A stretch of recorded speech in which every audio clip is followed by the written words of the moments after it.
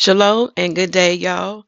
This word is a prophetic word and it relates to our Father's timeline. And as we see, there are messages or revelations or secrets in Torah as well as in the prophets and the scribes' writings. So what you see before you is a picture, and this picture say pulling down strongholds. 2 Corinthians chapter 10 verse 4. Let me read that verse for you because that verse in your Bible, you definitely want to read because we are in a kingdom that has strongholds upon us. And the Father gave us the walls of Jericho as an earthly example to understand the heavenly message. That's in 2 Corinthians chapter 10, verse 4. So I'm going there now. Get your Bible, and we're gonna go to 2 Corinthians chapter 10, verse 4. Okay. Verse 4 says, for the weapons of our warfare are not carnal. So the weapons of our warfare, brothers and sisters, believers or saints, is not carnal. That means not physical. It's not of the flesh. It's not by your hand. But mighty through Yahuwah to the pulling down of strongholds. Now you want to underline that part. For the living word says that our weapons of warfare are mighty through Yahuwah to the pulling down of strongholds. And in past all preachings, teachings, we talked about the belly, which is the heart, and that is where the power is. For the living word, who is a holy seed that live in us, connects us to the Godhead, to our Father Yahuwah, to the living word Yahusha, and to our mother wisdom.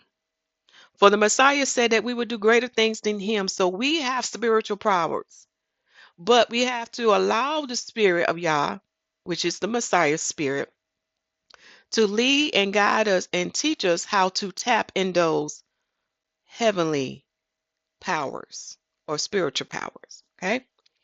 And the second example of that, go back to the gospel and look what he was able to do. And this is why the living word said that we'll be able to heal. We'll be able to cast out demons and spirits. We'll be able to prophesy and many other heavenly things. Okay. So in this picture, you see like a castle because what the Father wants us to see about strongholds, he often used what? A wall or a structure made of stone that represent that it's impeccable or cannot be torn down. Okay. And the Father is reminding me of what we learned about when the Messiah went down to Sheol about the gates. There was gates of brass, and then you had the iron pole. And I think we'll go to Songs 2 on that, okay, if I remember. But it's in one of these videos, okay, when Messiah went down to Sheol. And the Father wants you to understand, just like in the earth, there are walls that are keeping people as a prisoner, as a captive, okay, keeping them from escaping or leaving, making them to be slaves or servants of sin, okay, servants of sin. I'm trying to give y'all the heavenly and the physical things, so excuse me if I go out of order. But this wall is to keep you as a slave, or you can say a servant to sin. And this wall also will keep in the righteous. It don't want the righteous to leave. Like I said, these spiritual beings that we're dealing with, like Satan, they are terrible. Okay. So this is what our Father give us in the earth realm to understand how powerful of a stronghold that's in the spiritual realm. And when you understand the beast kingdom, and that the beast get his power from Satan, okay? And that last one to come, which is the son of perdition, that is a prophet and that will do a lot of great powers and wonders and would deceive many to worship the beast image and to take the mark of the beast. He's a part of that too. The false one, like I said, a false prophet. But the beast kingdom, which is the fourth kingdom known as Rome, and my uncle Esau slash Edom are in covenant with Satan. Not all of them, because there is a remnant of them that is righteous, but they are in covenant with Satan, and their empire is Rome. So we are still in the Roman Empire. And in the spiritual realm, there is a stronghold in this world of darkness where the wicked is ruling. And we cannot escape from the wicked. I don't care what lands you go into, especially with the children of Israel, and especially with those who are Christians or messianic believers. We are persecuted because of our faith, and for the children of Israel, they are persecuted for who they are. Okay, so no, it don't matter what lands, countries, or continent you go through, you're gonna be oppressed and vexed. Okay. And the Father see all this and hear all this. This is why he has ordained and anointed his son to be the deliverer. Just like the same time in Exodus, like I said, go back to those past testimonies and you will see how the Father will work again. Okay. So he's going to send his right hand, his stretched out arm, which is Yahusha HaMashiach, to deliver us. But most importantly, he got to break down the stronghold. He has to break down the fourth beast kingdom to where it cannot come back. All right. So let's get into the word. There are two things we need to read. Okay. We need to go to the book of Joshua, chapter 6, and you're going to see how this also relates to the holy festival known as Pesach or Peshat, known as the Passover, that follow along with the Feast of Unleavened Bread. Okay. So it's an 8-day festival. So we're going to read Joshua chapter 6 of the King James 16 Bible. And while it's going to it, I have to make an apology. Because in the past, I would say the wall of Jericho represent the 7 days. Well, in a way it does, because when you look at the number of days it took to break down the wall of Jericho, it was in a 7-day period. But when we're dealing with time, that was not correct. So I'm going to have to give you the correct time dealing with the Father's timeline, what it represents. We are in Joshua chapter 6, and we also going to read the work of Josephus because he give us the other details of this biblical event that took place in the days of Joshua. So the chapter summary says, Jericho is shut up. Yahuwah instructed Joshua how to besiege it. The city is compassed. It must be accursed. Underline that. The walls of Jericho must be accursed. Remember, it represents Satan, the dragon kingdom. Okay. The walls fall down. Rahab is saved. The builder of Jericho is cursed. And you're going to read about that in the other chapters later on. Like I said, everything that the Father say does come to pass. But people don't understand his timing on things. I'm just taking a sip of coffee, y'all. Hold on.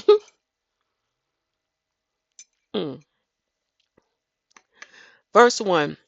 Jericho was straightly shut up because the children of Israel. So in this verse, because the children of Israel was camped outside their wall, the inhabitants of Jericho shut themselves in. Okay. And the verse going to say, none went out and none came in. All right. So they was fearful of the children of Israel. Now the reference here when it say Hebrew, when it said shut up, another way it can be translated is did shut up. and was shut up. Okay, for those who have a 1611 copy. Verse 2. And Yahuwah said unto Joshua or Yahushua, and how I know Joshua and Yahusha had the same name, it is revealed in the side notes and also in the Strong Concordance, because you will often see Joshua's name translated to Jesus, but we know the correct translation should have been Joshua. Okay, but in the side notes, it shows us that how Joshua has the same name as the deliverer. I thought that was interesting because Joshua was ordained and appointed and anointed to lead the children of Israel into the land of Canaan. It was really the land of Shem, but when you study further, or the land of the children of Israel. But it was a land of milk and honey. That means they didn't have to worry about nothing. The Father was going to provide everything for them. Okay? It was like paradise, in other words. But let's keep reading. And Yahuwah said unto Joshua, See, I have given unto thine hand Jericho, and the king thereof, and the mighty men of valor. Now we just read 2 Corinthians chapter 10, verse 4, and look what it revealed unto us. The Father said unto Joshua, I have given you Jericho, and the king, and the mighty men of valor. That means they were in his hand, meaning that they would be victorious in this battle. And it brings us back to what? 2 Corinthians chapter 4. It is only through the powers of Yahuwah can we overcome and conquer our enemies. And when I say our enemies, this includes our father enemies, for the righteous, for the saints, and for the children of Israel. And when I also say saints, I do include the 144,000 Israelites. For the bride of the Messiah and the 144,000 Israelites are saints. Okay? And then when I say the children of Israel, they are the two menorah, or the two candlestick that would soon become one candlestick when the Messiah returned. So we have the house of Yahudah and the house of Yasharal, Israel. Okay. So highlight that verse. You probably want to put not first, but 2 Corinthians chapter 10, verse 4 by that. Because as you see, the old bear witness to the new, or the renewed covenant. You cannot separate them. In order to understand these revelations, you got to go back and study the earthly things, the carnal things. All right, let us keep going. Verse 3. And ye shall compass the city, and all ye men of war, and go round about the city once. Thus shall thou do 6 days. So you want to write that down. For 6 days the Father command the men of war of the children of Israel to compass that city. That means they're going to surround the city, right? And they're going to go around it one time, and they're going to do it for 6 days. It's very important because everything is just lining up. And this also go back to the days of creation. For our father, Adam, and that includes the male and the female, Adam and Eve, they was created in the 6th day. Wow. Anyway, I'm going to take another sip of coffee, y'all. Coffee, y'all. Forgive me. Verse 4. And 7 priests shall bear before the ark 7 trumpets of ram's horn. You want to underline that. Now we see 7. 7 is very important. For the Father also gave me another definition of 7. 7 represent the Sabbath. And when we go in the book of Exodus chapter 20, 7 means that you are to be refreshed. For when you are refreshed, then you can work what? Another 6 days. So 7 is a divine number unto the Father. It is a holy number, for it represents sanctification, to be cleansed, to be in Sabbath, which means you're going to be refreshed. Okay. It also go in hand with Shemitah, which is the 49 years that the children of Israel honor about resting in that year, and also resting, allowing the land to rest. Okay, because the land has to be refreshed too, in order to provide nutrients to what they was growing, as well as to the cattle sheep or goats, whatever animals they were keeping. All right. So 7 is a very important divine number. It also goes in hands with the number 3 when we look at the month of Sivan. Okay. And when we are looking at the holy feast day known as Shavuot, in the Greek tongue, they say Pentecost. Okay. So that's what 7 go in hand with. And it's also completion because 7 represent the end of the week. And I'm gonna try to pronounce it in the Hebrew tongue, but I think it's Sabbathoth. But I have it on another tab where you can see. Okay, so 7. Notice here there are 7 priests. All right, 7 priests, and these 7 priests shall bear before the ark 7 trumpets. So they are to go before the ark of the covenant. Okay. Again, remember we are now the ark of the covenant because we house the living word, and that living word represent the rod, Aaron's budded rod, the 10 commandments, because he is Torah, and the manna, the bread of heaven. Okay, just want to throw that out because y'all, just see so many divine revelations here. So these 7 priests are to go before the ark, and notice what they are to have before them. Have in their hand 7 trumpets of ram's horn. Underline that because in today's, I think they use like the metal trumpets, but we see here the children of Israel has 7 trumpets that comes from ram's horn. Now, a ram is a different type of sheep. It's in the sheep species, but when a ram has horns, it represents a leader, a chief, or a king. And when you have the prophet Samuel, notice that too. He carried a horn that contained the holy olive oil to anoint the king, because you have to be anointed in order to sit on the throne. Okay. So, I see a lot of divine revelations here. And the 7th day, ye shall compass the city 7 times. Underline that. So on the 7th day, they shall go around the city. Who are they that go around the city? It is the men of war and the 7 priests that bear uh, the 7 trumpets of the ram's horn, and they are to go before the ark of the covenant. But on the 7th day, they are to go around this city 7 times. Write that down. So for 6 days, this is like a week. For 6 days, they are to go around the walls of Jericho 1 time. So when we add it up, that's a total of 6. But on the 7th day, they are to go around the walls of Jericho 7 times. Father's telling me that the high priest, so the priests represent Yahusha HaMashiach, for he has the throne of a king and he has the office of a high priest. Do you see how this all represent Messiah?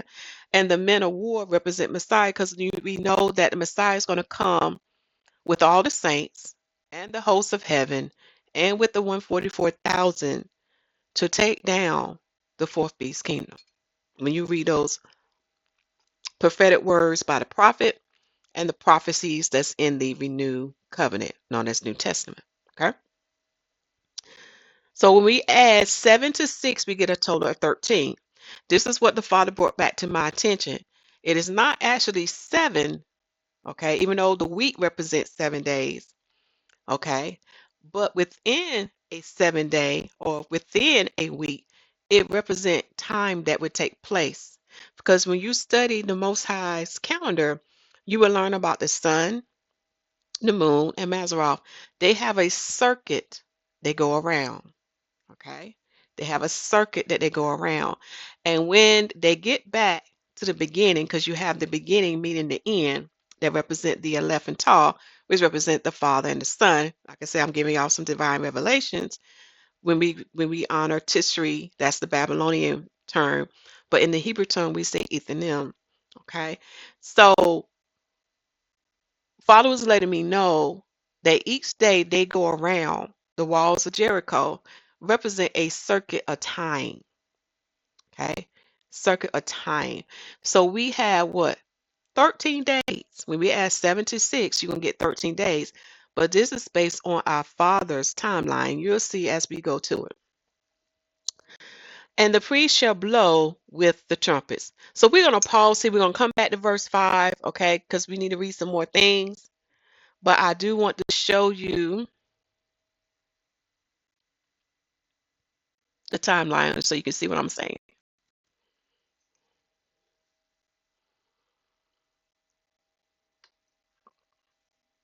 We have to give it a while to come up because this was a word that I was trying to put out, but now I know why it came out because it relates to the message I just gave this morning, and I see what the Father's doing.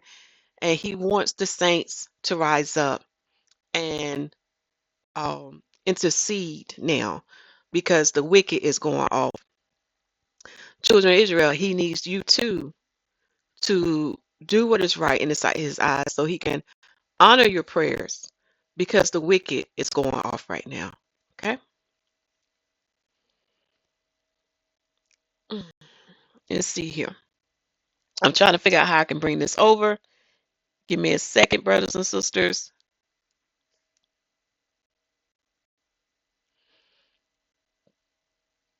It's saying it's trying to connect. Sometimes Google will be a little slow. But as you see, when we go back to creation, we know the Father created everything. That was His work. And when He created everything, oh, I have to wait. Let's see what this is doing.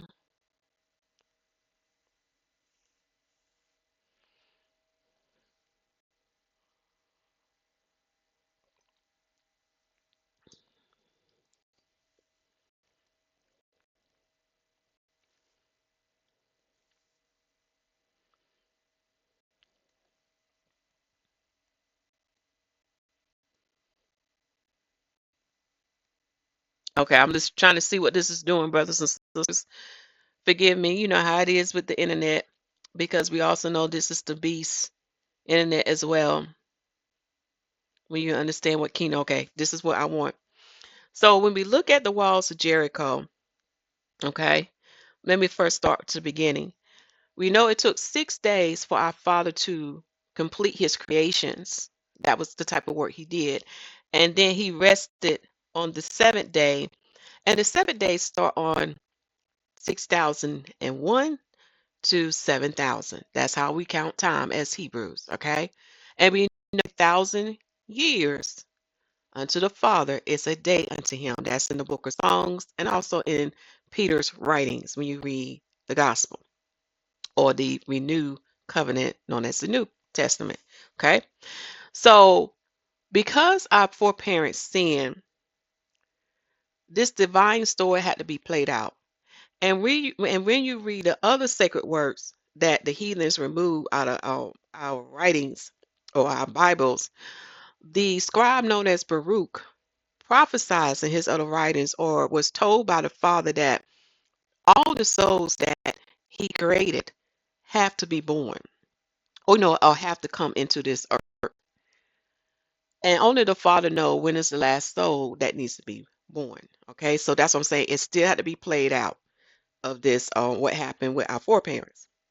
The second thing the Father's reminded me that their error or their sin, transgression, had to be corrected, okay, in order for the new beginning to come, okay? Because if it wasn't corrected, then we could not enter into the eternity, okay? Do y'all see where all this is going? So certain things had to play out, and only the Father know all the details of this. So now we're looking at week 2, and according to the prophets, Ezra, when you get to the Apocrypha, we learned that 7 days must pass. So now we can see how the walls of Jericho does play into this part when we're looking at the time from creation. So as you see, 7 days must pass, which is from day 8 to day 14, which is Sabbath. Okay, 7 days must pass in order for the new beginning to come, or I mean, not well, eternity to come. So certain things have to take place. And when we studied the walls of Jericho, we learned that they went around the wall one time for 6 days, so that makes a total of 6. But on the seventh day, they went around the walls of Jericho 7 times. So 6 plus 7 is 13. So starting from creation and going down to 13, you will learn based on the Father's timeline that day 13 starts in the 12,001st year to the 13,000 year when we're dealing with the time from creation. Now, when we convert it to Adam time, because Adam didn't come into day 6, we have to convert that. So in Adam time, it'll be day 8 of Adam. And what we learn about 8 is going hand with the number 50, which is Jubilee. A new beginning shall come. And liberty, remember, setting people free, breaking strongholds and bonds, chains, etc. Even certain gates that's made of brass. And you will see why I mentioned this, because when you study what took place in Sheol when the Messiah went down to set the captives free, you begin to understand what must take place with us, or those who are in this world now, that we got to be set free too. Okay. So as we go on down, when we convert day 8 for Adam's time, it starts in the 7,001st year and it's going to end in the 8,000 year. Okay. For day 13. Okay. So as we go down the timeline here, according to the prophet Enoch, we are in the 7th week, and it makes sense because there's so much evil, y'all, in this world now. And week 7 says apostate is running things, that they're gonna commit apostate deeds, great wickedness in the earth. But the elect of Yah shall receive sevenfold instructions from him regarding his creation. Okay, so this is in the 7th week of Enoch 10-week prophecy, because you see part of the 7th week is going to fall into day 13, and then week 8 will come also into day 13 when you line it up with Yahuwah's timeline. So that's why I was telling y'all that when day 8 of Adam, it represents liberty shall come, new beginning. It's not over. Okay. He's not going to allow the wicked to continue. Also, with the Romans timeline, they named this period the common era, a year in our time. And scriptures I'm telling y'all to read is Romans 11:25 and Luke 21:24, because now we're seeing that the common era is coming to an end, because it's been prophesied by Paul that the broken branches will soon be grafted back into the olive tree. And we can see the children of Israel waking up right now, telling the world who they are. Wow. I was just holding my coffee. I guess I just shook it a little bit and it went everywhere. But anyway, um, so we can see all this stuff happening now. So we know our Father is an El, which means he is a God who do not lie. He does keep his word.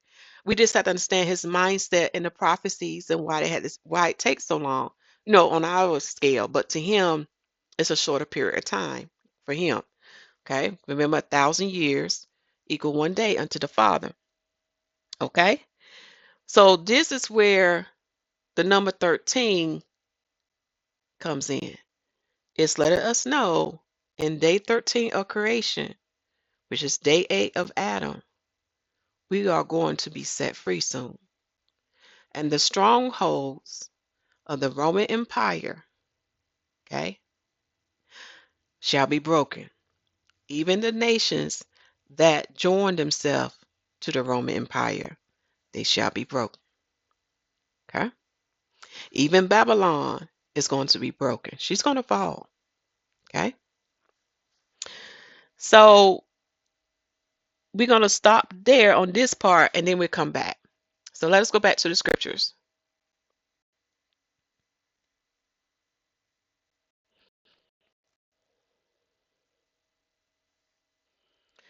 So we are going to verse 5.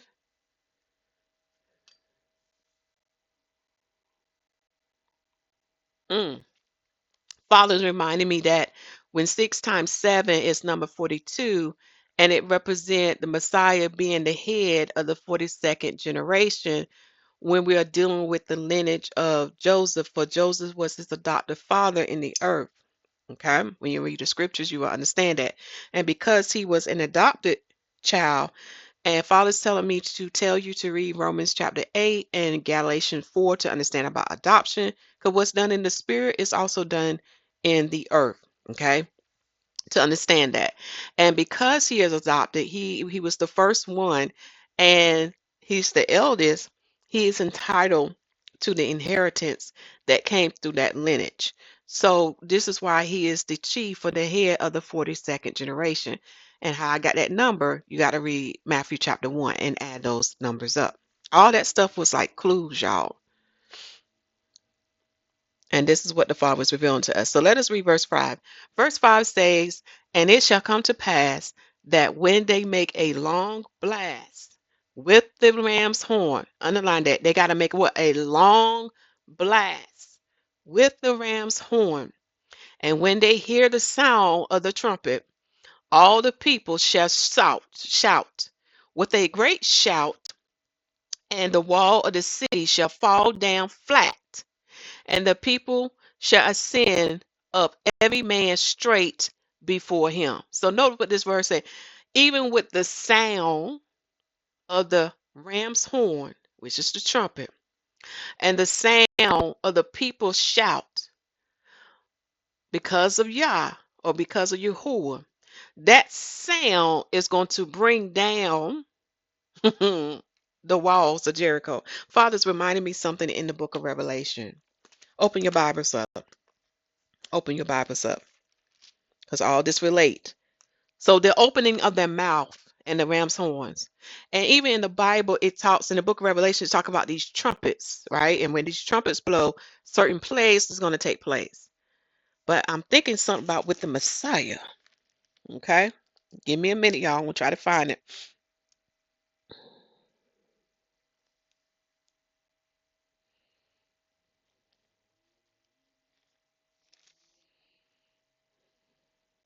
Yeah, here you go. I want you to open your Bibles up, and we're going to go to Revelation 18. And I'm going to read a chapter summary unto you of the 1611 Bible. For it says, Yahuwah is praised in heaven for judging the great whore. So actually, I'm in Revelation 19. Forgive me. "And a vision of blood of his saints, the marriage of the Lamb, the angel will not be worshipped, the fowls called to the great slaughter." Okay. So the verse that I'm looking at, and this is dealing with the Messiah, and to keep this lesson short, I'm going to just read that verse. But when you get some time, go back and read a whole chapter. Okay. And it says that, "And out of his mouth goeth a sharp sword." So out of Yahusha's mouth goeth a sharp sword. And we know that sword is the word. Okay. For Hebrews 4 tells us that the word is piercing. It can separate what? The bone from the marrow. It can separate the spirit from the soul. That's how sharp it is. That's how penetrating it is. Okay. And notice that it comes out his mouth. "That with it he shall smite the nations, and he shall rule with them." And okay, let me read this right. "And he shall rule them with a rod of iron," y'all. Who was kept in the Ark of the Covenant? Aaron's budded rod. Was not Aaron the high priest? So the one who has consumed that office now is Yahusha HaMashiach. So he too will what come with a rod of iron, getting these nations in check and letting them know enough is enough. Either you're going to do righteous or you're going to be um, slaughtered, okay, or slain. "And he treadeth the winepress of the fierceness and wrath of Almighty Yahuwah." Do y'all hear that? He treadeth the winepress of the fierceness and wrath of the Almighty Yahuwah. So when you understand Torah, when one refused to repent and to remain in their sins and transgressions, they have to pay. There's a debt that they owe. There's a charge put over them. So in order to um, pay for their sins, they have to pay for it in their blood. Okay. Like I said, a lot of things, when we go back to the old and compare to the new, you begin to understand the deeper things. So that was verse 15 of Revelations chapter 19. Okay, so notice when the Messiah opened his mouth. Okay, so we see the same thing when they opened their mouth and they blew these trumpets, ram's horn, for a long time. That sound was so powerful and piercing that it brought down the walls of Jericho. Let me keep reading. And the wall of the city shall fall down flat, and the people shall ascend up, every man straight before him. Now I'm going to see if I need to read this again. Yeah, let's read this part 'cause it relates to the walls of Jericho. And Joshua the son of Nun called the priests and said unto them, take up the ark of the covenant, and let 7 priests bear 7 trumpets of ram's horn before the ark of Yahuwah. And he said unto the people, pass on and compass the city. That means go around the city. And let him that is armed pass on before the ark of the covenant. Do y'all hear that? Him that is armed, let him pass before. Because the ark covenant is holy. So the Messiah is preparing the way for the Father to come. The Messiah is preparing the way for righteousness to come. The Messiah is preparing the way for holiness to come in the earth. So the warrior must come first. That's why you see the Son coming with all the saints, the 144,000 Israelites, and the hosts of heaven. Wow, I see a great connection here. But let us keep going. And let him that is armed pass on before the ark of Yahuwah. So let me see if I need to read the next verse. Verse 8. And it came to pass when Yahusha has spoken unto the people that the 7 priests bearing the 7 trumpets of ram horn pass on before Yahuwah and blew with the trumpets, and the ark of the covenant of Yahuwah follow them. That means they was backed up with their what? The power of Yah. That's why I see why the Father had me crying out this morning. Enough is enough. We got the power of Yah, and it's time for us to tap into it. Hallelujah. Thank you, Father. This word has comforted my soul. Verse 9. And the armed men went before the priests that blew with the trumpets. So they went before the priests that blew with the trumpets. Now, when you know anything about trumpets, trumpets is to alarm you about something, either about time or either about an enemy is coming. It's like an alarm, and also the Father's reminding me it's also an announcement. Okay, it is to alert you something is coming.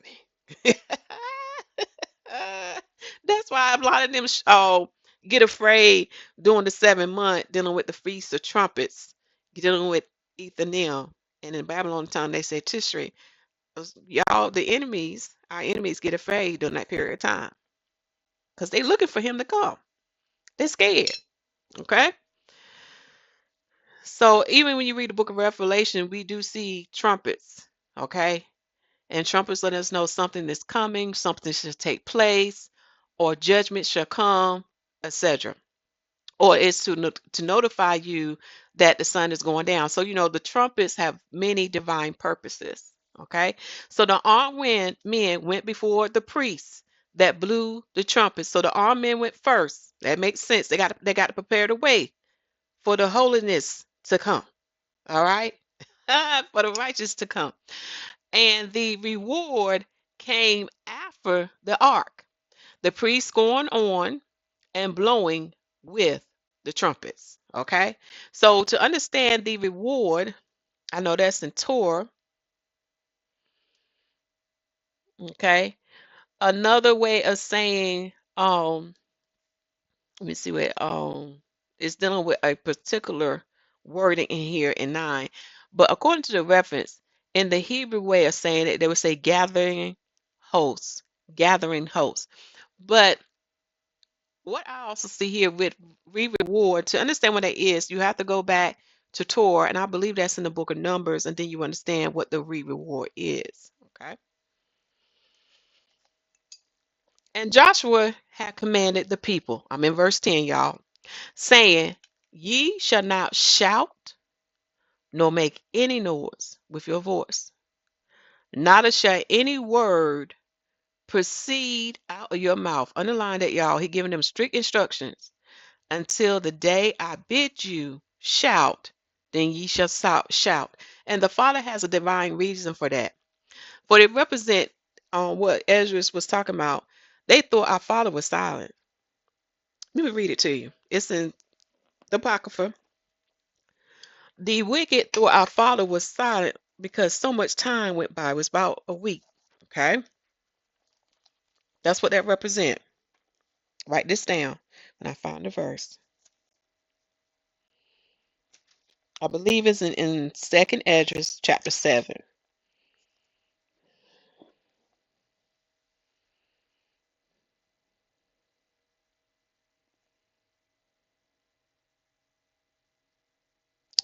Okay. Starting at verse 30. I'm in Ezra, so 2nd Ezra of the Apocrypha, chapter 7.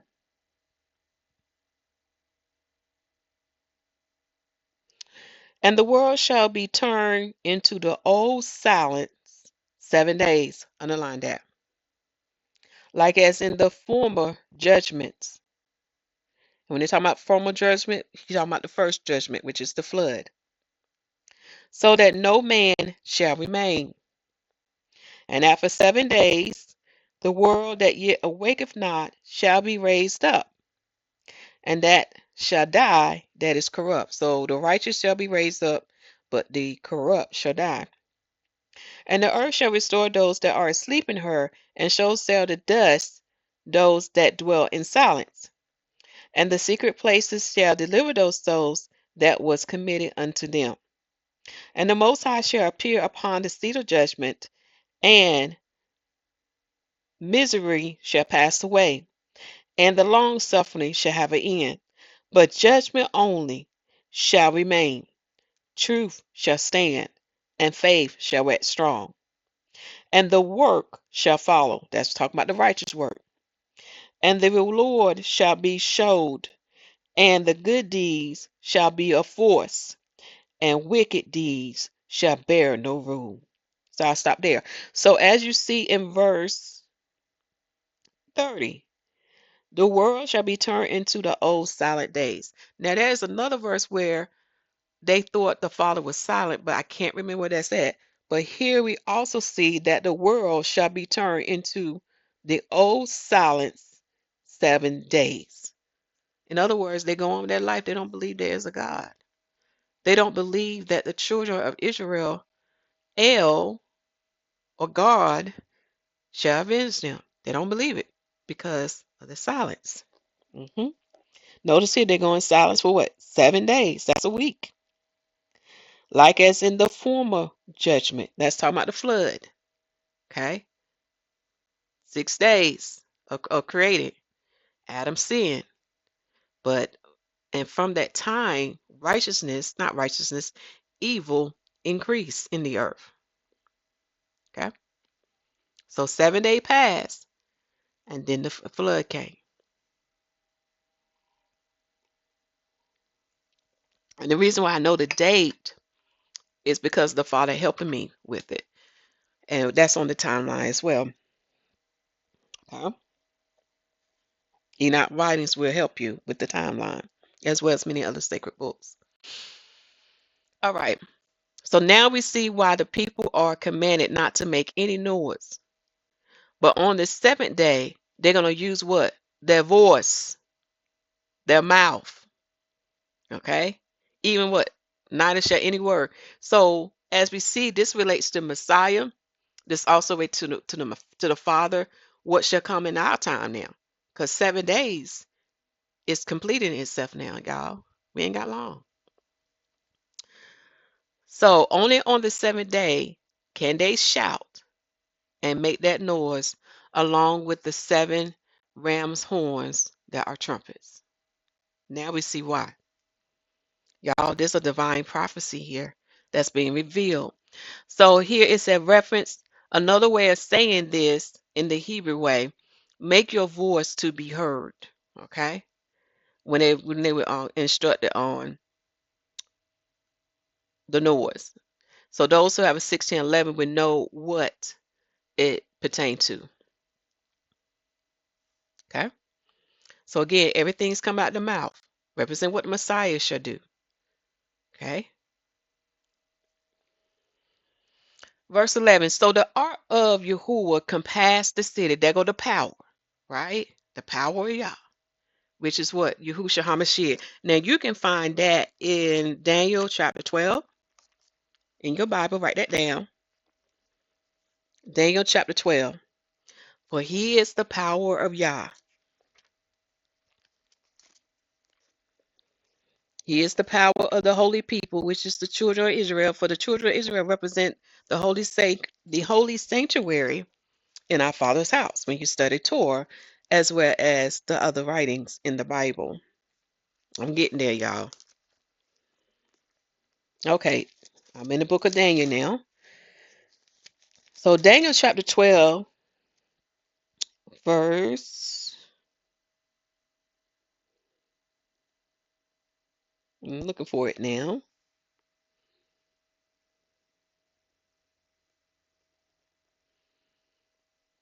Yep, verse 7. Ain't that something, y'all? It's in verse 7. So Daniel chapter 12, verse 7. And I heard the man clothed in linen, which was upon the waters of the river, when he held up his right hand, and his left hand unto the heavens. The precept for that is Revelation chapter 10, verse 5. And swear by him that liveth forever, that it shall be for a time, times, and half. Another way of saying this, for a time, times, and part. Okay. And when he shall have accomplished to scatter, this is part you want to underline, the power of the holy people, all these things shall be finished. So the children of Israel have been scattered throughout the four corners of the earth. And those who are righteous with Yah, we contain the power of Yah, the word. To understand that mystery, how is that so? You got to read Romans chapter 10 and the book of Deuteronomy. For the word was always with us. It had to be revived, for it was asleep or dormant or dead. And for that to be revived, you have to partake in the renewed covenant. Okay? And the Father had a divine reason when he scattered us, we was to bring in the Gentiles. Father had a divine plan. Satan has no understanding what the Father was doing. Satan was just rejoicing that his holy people would be in slavery and be oppressed and vexed. But the Father has a divine reason why he does what he does. Even in this captivity, it is to edify us and it's to purify us so we be refined like silver and pure as gold, meaning that we have no sins and transgression in us. Like I said, Father has a divine plan. So when we go to the book of Romans, get there now, chapter 10, that's where you want to go to. So I want to give you the precepts for that.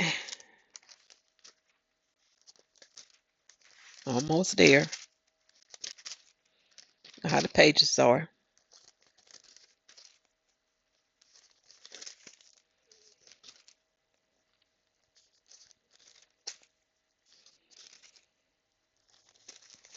Okay, Romans chapter 10. And I'm talking about verse 6, 7, and 8. All right. And the precept is that you can find it to those verses of Romans chapter 10 of verse 6, 7, and 8. It's in the book of Deuteronomy chapter 30, verse 12. But read all the verses above and below, all the way down to even Deuteronomy chapter 30, verse 14. And then you understand what the Father implanted in Adam, the male and the female. Always been there. But it cannot be in a holy vessel. So it will go dormant like a seed does and wait to the time when it's revived or restored. Okay. Let me see where we at.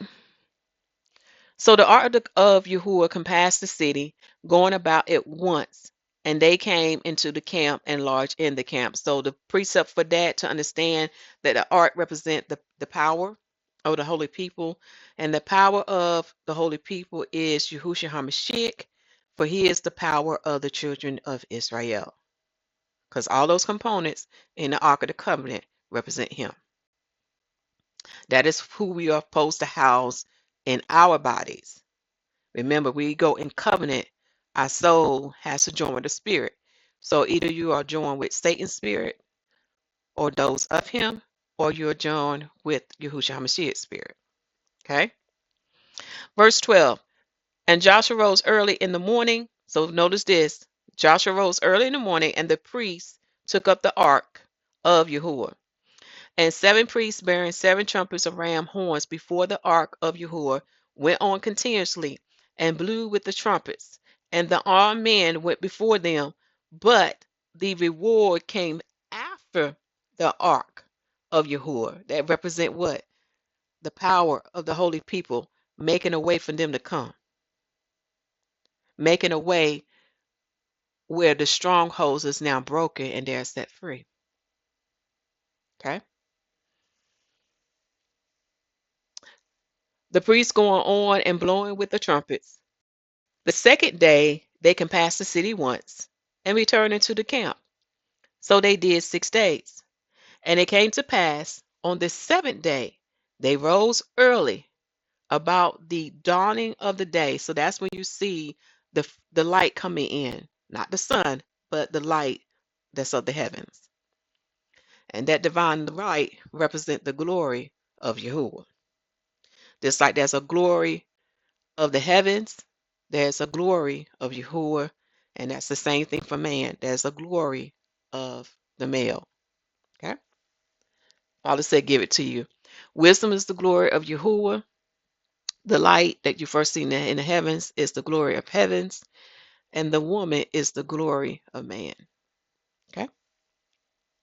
And it came to pass on the 7th day that they rose early about the dawning of the day. That's how early it was in the morning, and compassed the city after the same manner 7 times. Only on that day they compassed the city 7 times. And it came to pass at the 7th time. Listen, y'all, this is giving us a time period. So in the 7th day, right? And it came to pass at the 7th time. So at the 7th day of the week, at the end of the week, when the priest blew with the trumpets, Joshua or Yahushua said unto the people, shout, for Yahuwah have given you the city. So the same thing for us, saints, children of Israel. Shout, for Yahuwah will give us the earth, and we shall have what? Crowns, and we shall rule. Y'all, this is a beautiful thing. Now we see how this divine testimony relates to the prophecies. Okay? Let me see if I need to read this. So in your spare time, I want you, okay, I'm going to read one more part. We're going to go down and read verse 20. So the people shouted when the priest blew the trumpets. And it came to pass when the people heard the sound of the trumpet, and the people shout with a great shout. So this is what? Voice representing the Messiah, how he will open his mouth. And things going to be coming down, okay? It's going to be slaughtered or slain, broken. The walls of the beast shall come down. All right. So it came to pass when the people heard the sound of the trumpet, and the people shouted with a great shout, that the wall fell down flat. Notice this: these people didn't have to repeat what they did. They obeyed the Father. Now, obedience represents what? Faith.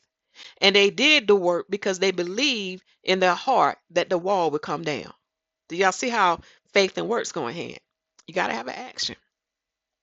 So that the people went up into the city, every man straight before him, and they took the city.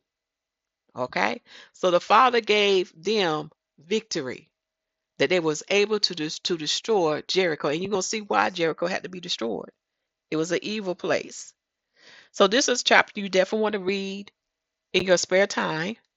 So now we're going to the work of Josephus to get more details about this biblical event.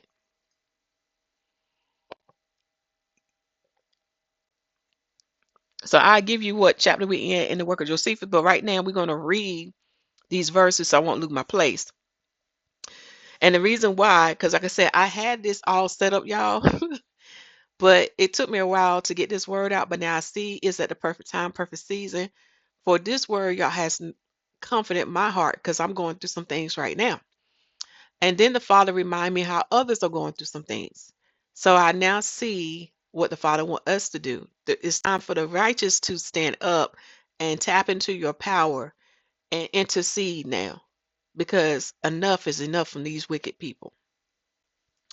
Okay, I'm going to start reading at number 4. Yep, I'm going to start reading at number 4.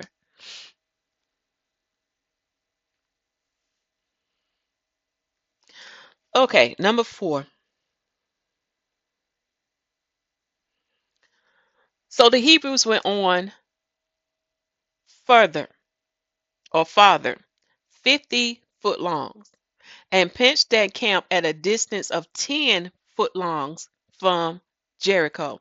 Now, if you have a copy of the work of Josephus, he gives you the conversion of those units, so you'll know how far they are from the city of Jericho. So in this verse, their camp was 10 furlongs from Jericho.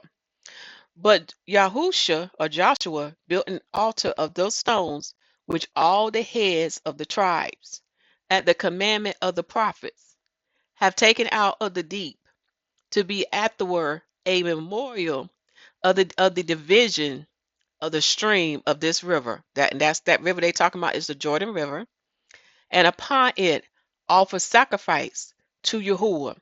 In that place, celebrate the Passover. Underline that, because most people gonna be like, they did this during Passover. Yes. Okay. And it all relates to what the Messiah did, what he did in Sheol, and what he's come to do for us, those who are living in this world, and as well as those who are asleep in this world. Okay. So underline that. That's the hidden treasure. So in that place, celebrate the Passover and had great plenty of all things which they wanted hitherto. For they reaped the corn of the Canaanites. What is that corn? The barley. Okay? Barley. Now, Father also want me to remind you, when I'm saying they're doing this to Passover, this take place during that 8-day festival. Excuse me, y'all. Passover and the Feast of Unleavened Bread, because it relates to what the Messiah will do. Okay? Not only what he done in the gospel, but what he's going to do in now and the future. Okay?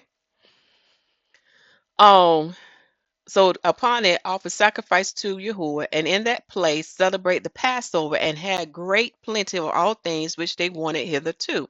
That's that land of what? Milk and honey. For they reaped the corn of the Canaanites, the barley, which was now ripe. So if the barley is ripe, that means they are in spring. They are in spring. So this is the month of what? Aviv. So if they keep in Passover, it started on what? Aviv 14. Now we got a time. This is why it's so important for us to know Torah inside out. Which was now ripe, and took other things as prey. So when the barley is right, it lets me know that they was keeping the month of Aviv in its proper season. Okay? And took other things as prey, for then it was their former food, which was manna, and of which they have eaten 40 years, failed them. So that's when the manna ceased. Okay? And when you do your further reading in the book of Joshua of the 16:11, you're going to learn that the manna ceased on Aviv 16, the third day. So that was Aviv 16. Okay, let us keep reading. Now, while the Israelites did this, the Canaanites did not attack them, but kept themselves quiet within their own walls. Joshua, Yahushua, resolved to besiege them.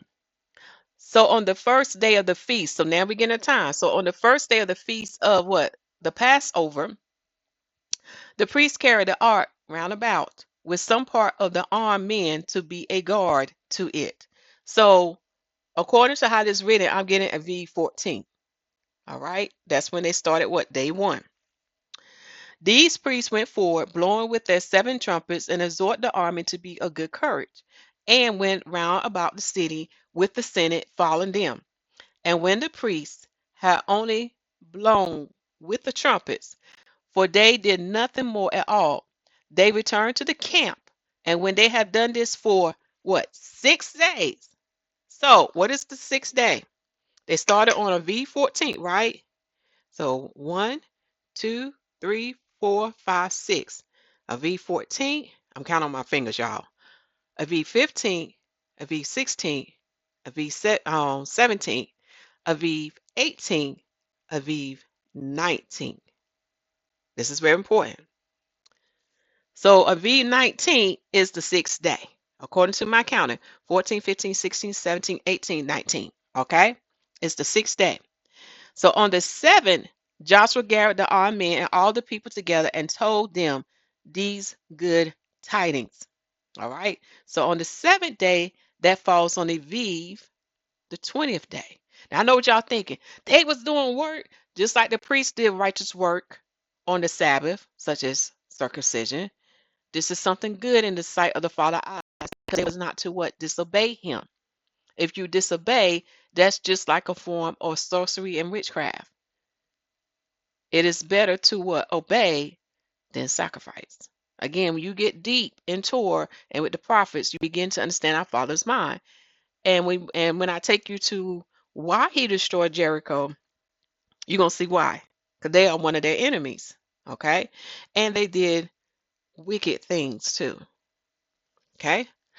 So on the seventh, Joshua gathered the armed men and all the people together and told them these good tidings, that the city should now be taken, since Yahuwah would on that day give it to them by the weariness or for pity, not to fall on the spoil and be thereby diverted from pursuing their enemies as they ran away, but to destroy all the animals. Notice this, but to destroy all the animals and to take nothing for their own peculiar advantage. He commanded them also to bring together all the silver and gold, that it might be set apart as first fruits. Underline that. As first fruits unto Yahuwah of this glorious export. So the silver and gold to be first fruits. Why? It represents what's going to take place with us in the iron furnace of Egypt. So out of that iron furnace of Egypt, which is that oven, we should be what? Refined like silver and purified like gold, we are meaning that we are cleansed from the sins and transgression. There's none impurities in us. Okay? So because we are holy now and we are sanctified, okay? Sanctified means to be cleansed and anointed with the Ruach HaKodesh upon us, we become what? The first fruits unto Yahuwah. So this is why it's so important to study these three holy feast days, and then you begin to understand what is going to take place unto you, Israelites and Gentiles. As having gotten them from the city, they first took.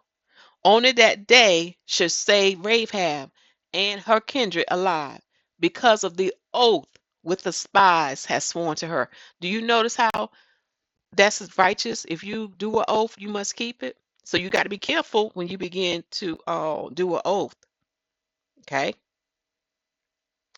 Father don't play with certain words that come out our mouth.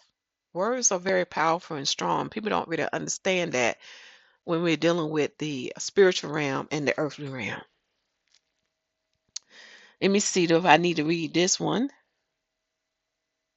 Let me go ahead and read down just a little bit further. So all the silver and gold had to be first fruits unto Yah. All the animals had to be killed. Father had his reasons. Verse 6, when he had said this and has set his army in order before it against the city, so they went round the city again, the ark going before them. That power, right? Of the holy people. That's Daniel chapter 12, verse 7, which is what? Yahusha HaMashiach. And the priests encouraging the people to be zealous in the work when they have gone round it 7 times and has stood still a little. The wall fell down with no instruments of war, nor any other force was applied to it by the Hebrews. So this is this comes from divine heavenly powers. Let's read verse 7. So they entered into Jericho and slew all the men that were therein, while they was affrighted at the surprising overthrow of the walls. See, the people was frightened. They were like, what kind of power is this?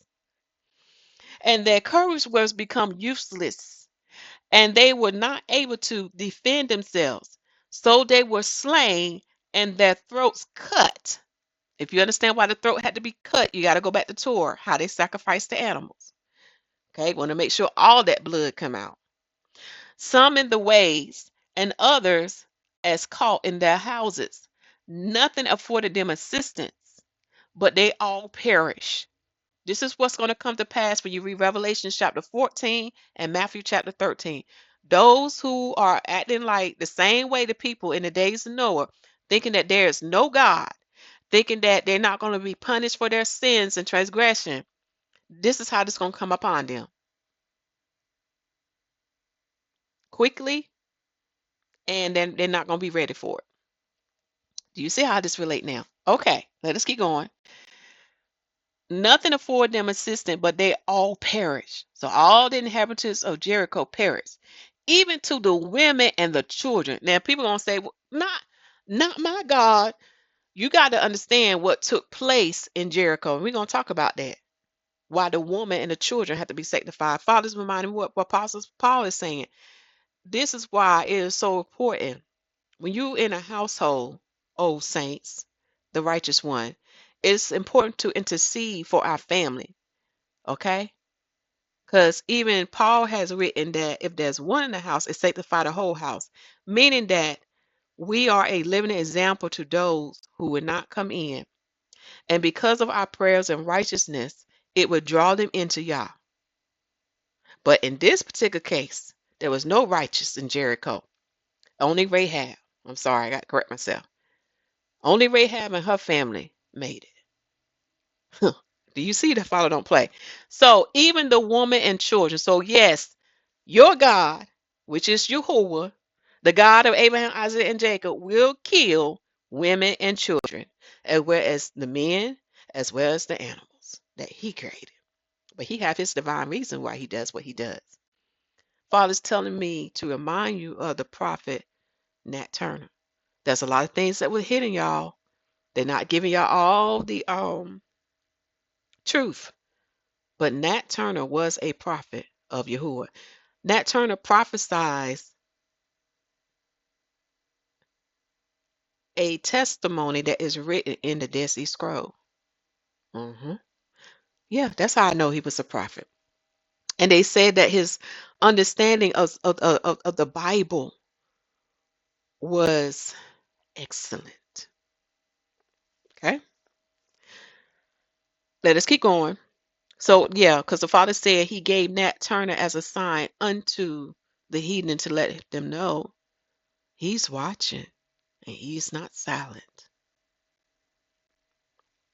And the city was filled with what? Dead bodies, and not one person escaped. Do y'all hear that? No inhabitant of Jericho escaped. So notice what take place. They also burned the whole city. So them burning the whole city is going to represent how the whole earth is going to be burned with fire. And only the righteous will be able to be sustained during that fire. Remember the iron furnace of Egypt with the silver and gold. Those who are wicked, they're going to be consumed by the fire. And that fire comes from Yahusha HaMashiach. God, this is saying so much, y'all. So they also burned the whole city and the country about it. But they save alive Rahab with her family, who had fled to her inn. And when she was brought to him, Joshua, Yahushua, owned to her that they owe her thanks for the preservation of the spies. Here we have a Gentile Do y'all see when someone is righteous and they believe and they fear the Most High, they would be honored. So this is an example for you, Gentiles. Let's keep going. So he said that he would not appear to be behind her in his benefaction to her, whereupon he gave her certain lands immediately. So he honored her. Because even in the book of Ezekiel, chapter 40 to 48, even the strangers shall dwell with the children of Israel who have that divine privilege. Okay? And had her in great esteem even afterwards. Number 8. And if any part of the city escaped the fire, he overthrew it from the foundation. So this city wall was brought down to the ground, y'all. And he denounced a curse against its inhabitants. And you're going to see why Joshua denounced a curse against its inhabitants when we study about Jericho. If any should desire to rebuild it, how upon his laying the foundation of the walls, he shall be deprived of his eldest son, and upon finishing it, he shall lose his youngest son. But what happened hereupon, we shall speak of hereafter. Okay, so I'm going to pause here, but I was reading out of the work of Josephus, where you can read from the book of Antiquities of the Jews. We are in book 5, chapter 1. We went down to section 4, 5, 6, 7, and 8. Okay, and y'all can read that in your spare time. But now we're seeing how this divine biblical event is giving us understanding of the prophecies of telling us what is coming, and it's connecting to Yahuwah's timeline as well. So in the walls of Jericho, we have what? Within a week, and it started on a V14 and it ended on a V20th. The V20th was the 7th day. Okay, right before the 21st day, which is a holy day unto Yah. Okay, and folks gonna say, well, what about the 15th day? Again, you have to understand the mindset of Yah. It is better to obey him because he was doing a righteous work on the V15 because these people was very wicked. And how I know this, anytime the Father says, kill the men, the women, and the children, and even the animals, y'all, there was some mad wickedness taking place. Because remember, once they do certain things to animals and they confuse them, what the Torah say? Put them to death. So this is how bad this place was. Okay, so we read Antiquities of the Jews, book 5, chapter 1. Okay, again, it's all pertaining to the Messiah, what he shall do in the day 13, because 6 plus 7 make 13. And notice that the walls of Jericho came down within a week. So we are in the second week of Yah's timeline. So we are coming to the end of this week, and soon he's going to break the strongholds of the Roman Empire. Okay, this is something that I had put in the strong concordance. We go there first. Okay, there are many verses in the Bible that would give you understanding of stronghold. Now there are different Hebrew words for the word stronghold depending on what you are looking at. So to save time, I cannot read all of these, but I will read some of these. For example, 2 Samuel chapter 5 verse 7. Nevertheless, David took the stronghold of Zion. The same is the city of David. So when we look at the stronghold of Zion, those was the Jebusites. Okay. And this Zion became the city of David. Okay. So pause your screen to get the scriptures such as 2 Samuel chapter 24 verse 7, Isaiah chapter 31 verse 9, Micah chapter 4 verse 8, Nahum chapter 1 verse 7. Let me read that one. Yahuwah is good, a stronghold in the day of trouble, and he know them that trust in him. Even he's what? A stronghold. He don't play. Because even the Father reminded me, did not the city of Jerusalem had walls around it, and it took a while for the Romans to overtake that city because of their walls. They had a total of 4 walls, y'all. Okay. Then we have Habakkuk, I think that's right, chapter 1, verse 10, Zechariah chapter 9, verse 3, Zechariah chapter 9, verse 12. Okay. All right. That's something you can check out in your spare time. Now we're going to go to Enoch. Enoch. When I say Enoch, remember a while back I had started sharing with y'all the timeline. So I have certain notes here that right now I'm still working on the timeline, correcting errors and making sure everything flow according to what the Father showed me. So in this, I have notes pertaining to Jericho. Oh yeah, that's further down. Pertaining to Jericho.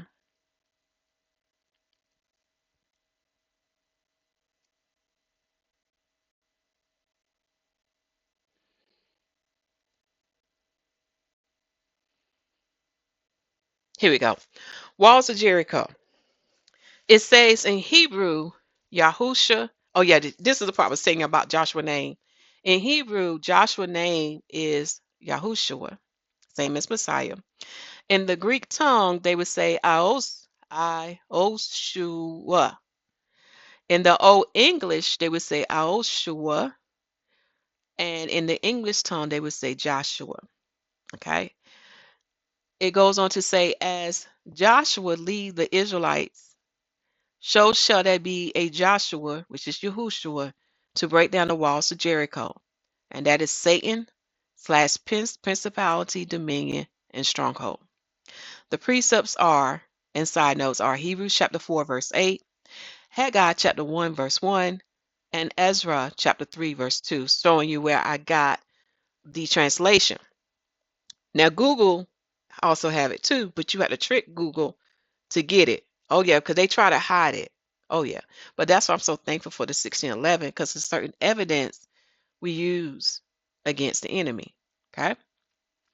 Now in Jericho, when you go to your strong concordance, it is it is H3405, and it's pronounced as Yahricho. Yahricho. Now Jericho is a city of the moon. Okay, so now they are worshiping what? The heavens. It also going to say that Jericho was inhabited by what? Canaanites.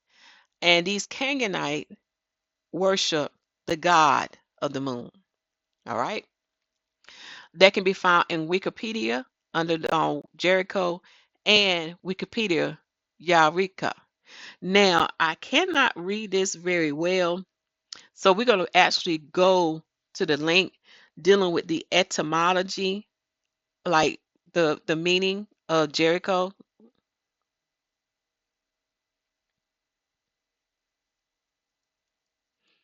And then we begin to understand why Joshua put a curse, and we can even see Joshua prophesying of what would happen with the eldest son and the youngest son, because that does take place. It does come to pass. Let's see here, which one we in. Okay, I got to go down, I guess.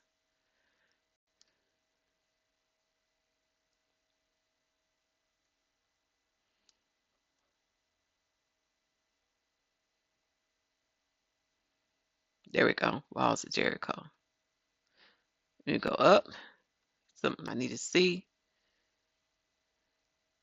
Oh yeah, when I was counting the day of the week. But anyway, I have to make sure that's correct. So just follow the information that I gave you at the beginning of the video. Day 7 is going to fall in day 13 day 13 of YAH, which is day 13 of creation. It starts in 12,001 and in 13,000. And it's going to fall in day 8 of Adam, representing what? Jubilee. Number 8, 50, new beginning, freedom, liberty, justice. Okay. And that lands will be returned back to the rightful owners. Oh yeah, steep. Definitely read the book of Leviticus. I think it's chapter 25. So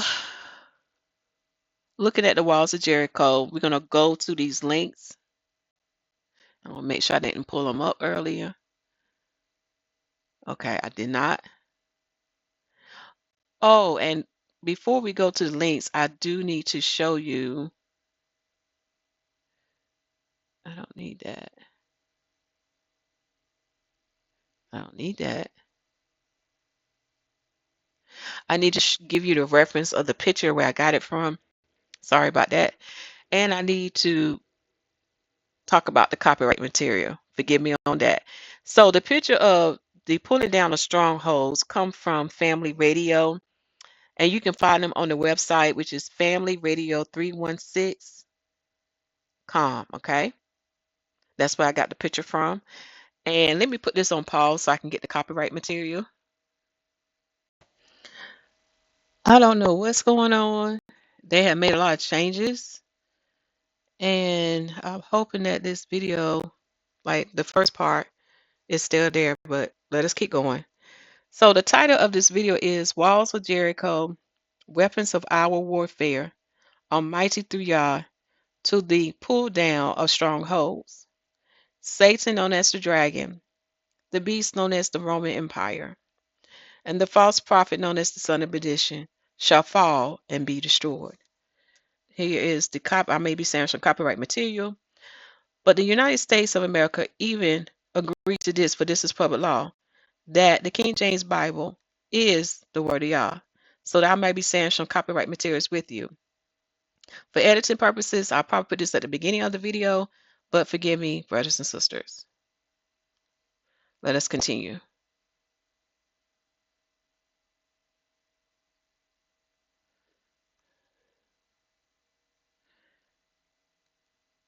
So going to Wikipedia,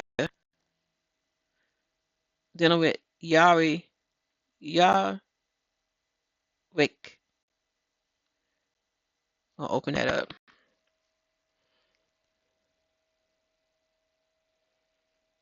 Okay.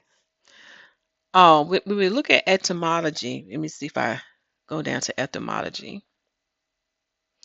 And you see in the beginning of this paragraph, Yahweh is Ugaritic, or is a Northwest Semitic language known through the Ugaritic text discovered by French ologists in 1928 at Ugaric, including several major literary texts, notably the Baal cycle.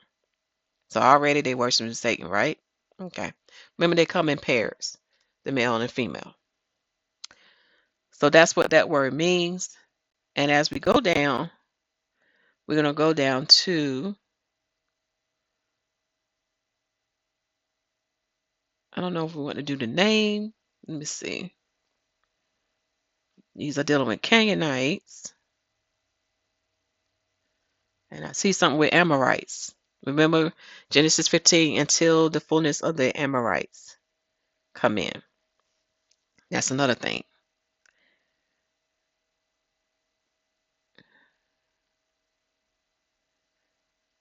Okay. Let's see if I can find it on the sideline. Thank you, Father, because I forgot.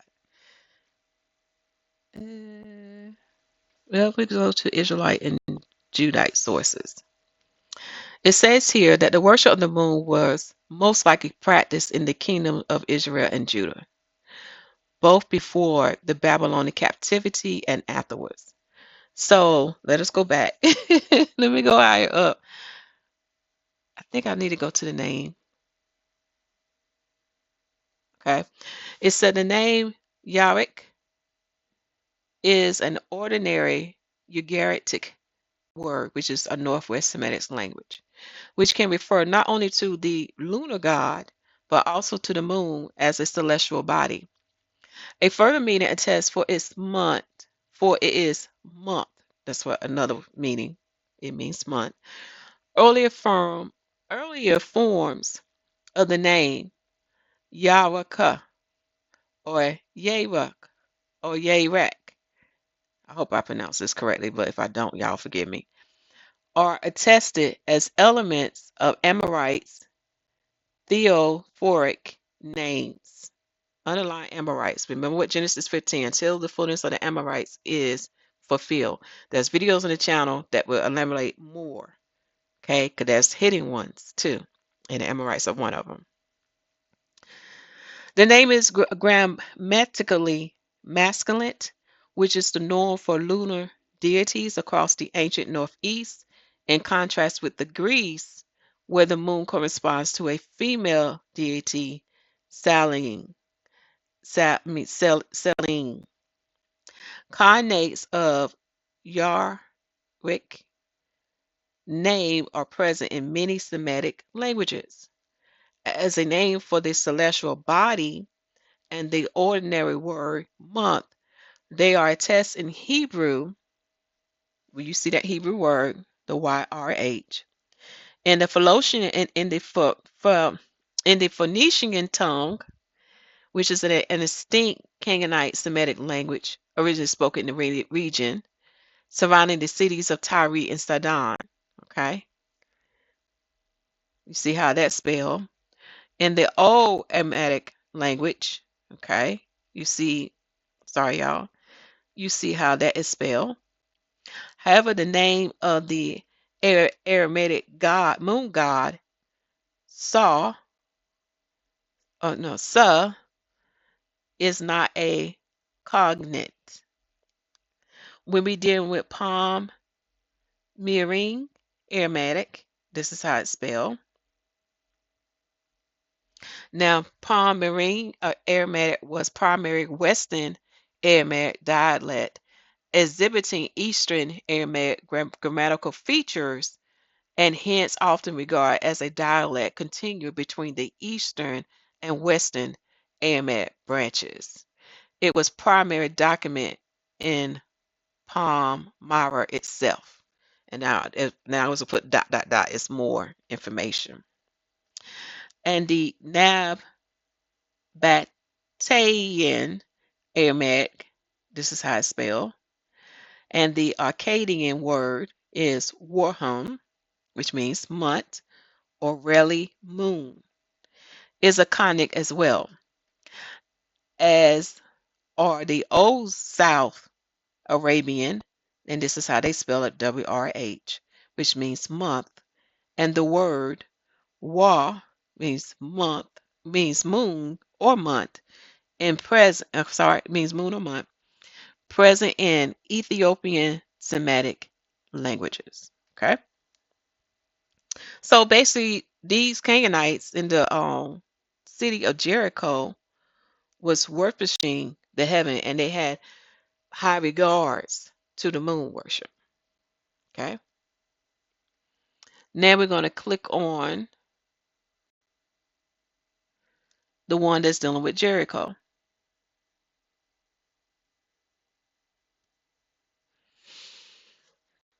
And that's probably the one that would take me to etymology. Let me see. Yeah, etymology. So the beginning of this, Jericho, how we see how it's pronounced, Jericho, and then they give you what the Aramaic translation is, as well as the Roman translation, and then the Hebrew translation. But the Roman size translation of the Hebrew is Yericho. Okay, and basically it's a city in the West Bank, Palestine. So we know it's close to the Jordan River. Okay. Now we're going to go to etymology. Etymology say that Jericho name in modern Hebrew, Iericho, is generally thought to derive from the Canaanite word re, which means fragrant. But other theories hold that it originates in the Canaanite word Yara, which means moon, or the name of the lunar deity Yahweh, for whom the city was an early center of worship. So this city was the center of worship. Wow. Now you see why that had to be destroyed. Because the Father was going to plant his city as the center of worship. So that had to be taken out of the way. Jericho Arabic name, which is Aria, means fragrant, and also has its roots in Canaanite re. So you think of fragrant, it was to allure, right? Because when a woman put on her perfume or her fragrance, she's trying to attract, she's trying to allure. But we know the Canaanites in the city of Jericho was a wicked people. Okay. Let me see what else I need to look at.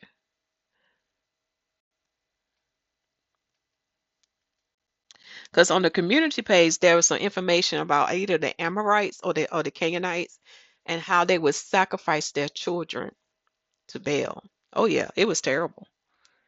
Okay, trying to see what else I need to look at.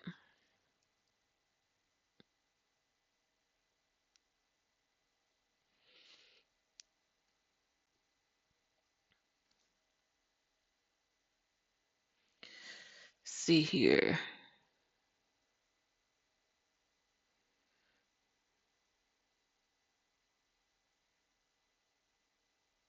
Okay, let me start here.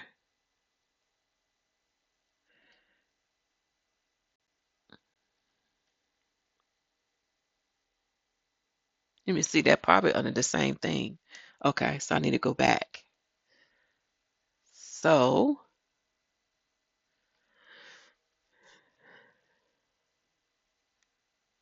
let me go back to Jericho and letting me know there's some more information.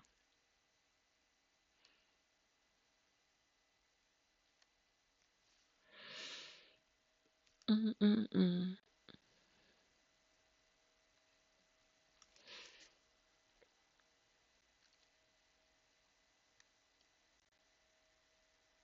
Let me go to this one.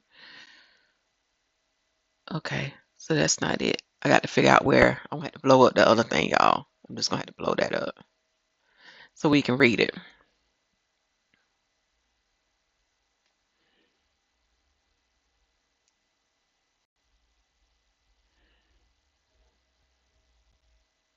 That's a lot better.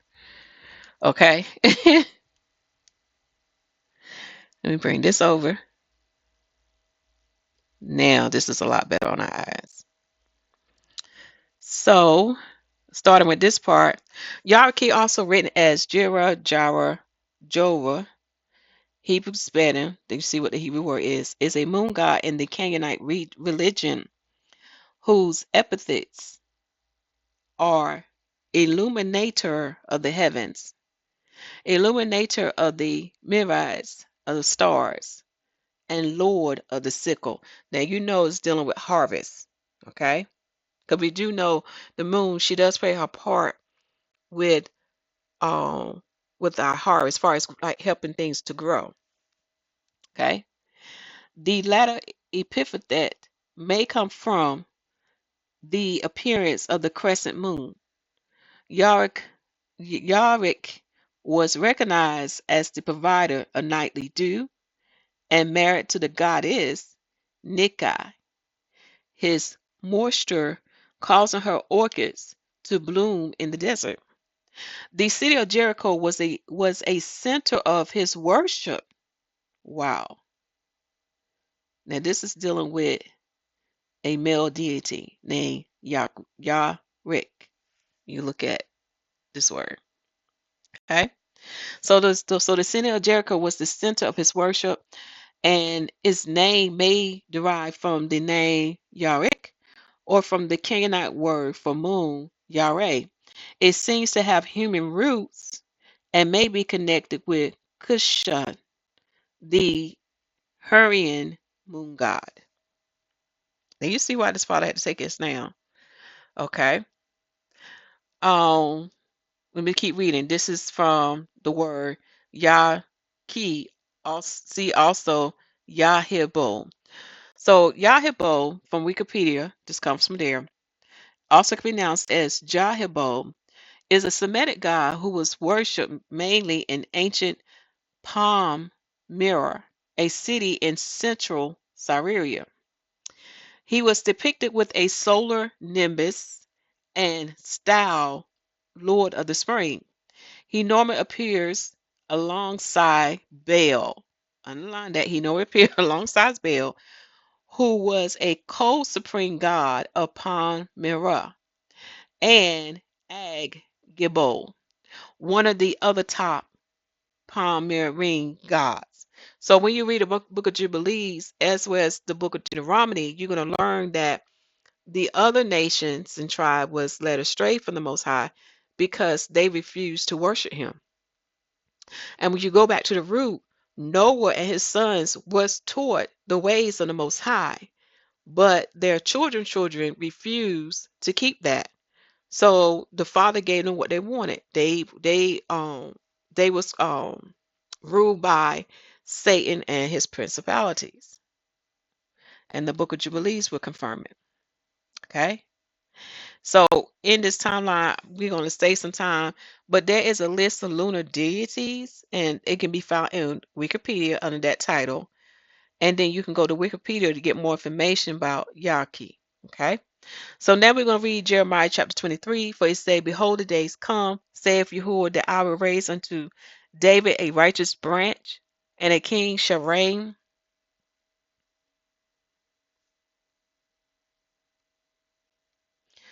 And prosper, and shall execute judgment and justice in the earth. In his days Yahudah shall be saved, and Israel shall dwell safely. And this is his name whereby he shall be called the Lord of righteousness. Now in the Hebrew tongue, it is Yahuwah Tiskenu. Yahuwah Tiskenu. And I'm coming from right here. So we see this as a future prophecy. We see that the Lord of our righteousness is coming to get the earth in check, and she will be in righteousness again. And you can read Jeremiah chapter 23, verse 5. And the precept for that chapter is, for verse 5, you can read Jeremiah chapter 33, verse 14 and 15. Isaiah chapter 4, verse 2 and 40, verse 11. Daniel chapter 9, verse 24, and John chapter 1, verse 45. Also, for verse 6 in that chapter, you can read Deuteronomy chapter 33, verse 28. And then on the side note, you will see the Hebrew word for the Lord of our righteousness, which is Yahuwah Tisin Kenu. Yahuwah Tisin Kenu. Also read Joshua chapter 6, Antiquities chapter 3, book 3, chapter 12, section 6, at number 294. Also read John chapter 5, verse 17 through 47. So we know the Messiah is coming to get the earth in righteousness, so that way his Father can come and live with us. Okay. Verse 7, Therefore, behold, the days come, saith Yahuwah, that they shall say no more, Yahuwah liveth, which brought up the children of Israel out of Egypt. So this is a future prophecy. The precept for that verse is Jeremiah chapter 16, verse 14 and 15. Verse 8, But Yahuwah liveth, which brought up, and which led the seed of the house of Israel out of the north country, and from all countries whither I have driven them, and they shall dwell in their own land. So this is a jubilee period. We seeing that the Father is going to put them back in their proper place, and they're going to get their lands back. Okay. So this is first prophecy. This is why I had came across brothers and sisters, even with my family, they're having dreams of cruise ships coming to take us away from Babylon. Okay, so I know this is true. Now, verse 33, this is another prophecy for you to read, and then we'll stop there, and I'll give you the other verses to read in your spare time. That relates to the walls of Jericho coming down, which is the strongholds. So we know the stronghold of Satan / dragon, who's known as the dragon, the beast, which is the Roman Empire, Edom's kingdom, my uncle, and not all Edomites are the same. There is a remnant of them keeping Torah, or some has come into the renewed covenant. Okay, but they would not be a nation of people in the kingdom to come that is prophesied by Obadiah. You have to understand the prophecies and also the prophecy dealing with Amos and the prophecy in Acts chapter 15. Then we have the false prophet who is the son of perdition. And with these three who come in the power of three, for they copy the Godhead or the El or the Elohim Rosh, they copy them. So the Messiah who is going to come in body, soul, and spirit, remember he's the second Adam, and he is going to take down their kingdom and it's going to fall and they will be destroyed where they cannot come back. Okay. Now Deuteronomy chapter 33 says this: there is none like unto the to Yahuwah of Yasharim, who rideth upon the heaven in thy help, and in his ecstasy on the sky. The eternal El is thy refuge. Do y'all hear that? And underneath are the everlasting arms, and he shall thrust out the enemy from before thee, and shall say, destroy them. Yashrael, Israel, then shall dwell in safety alone. The fountain of Jacob shall be upon a land of corn and wine. Also his heaven shall drop down dew. Happy art thou, O Israel, who is like unto thee, O people. Saved by Yahuwah, the shield of thy help, and who is the sword of thy excellency. And thou enemies shall be found liars unto thee, and thou shalt dwell upon thy high places. Okay, so as we see what happened to Jericho will happen again. These high places where they're worshiping other gods, they're going to be brought down just like the wall of Jericho. You can also read 1 Corinthians chapter 15, started at verse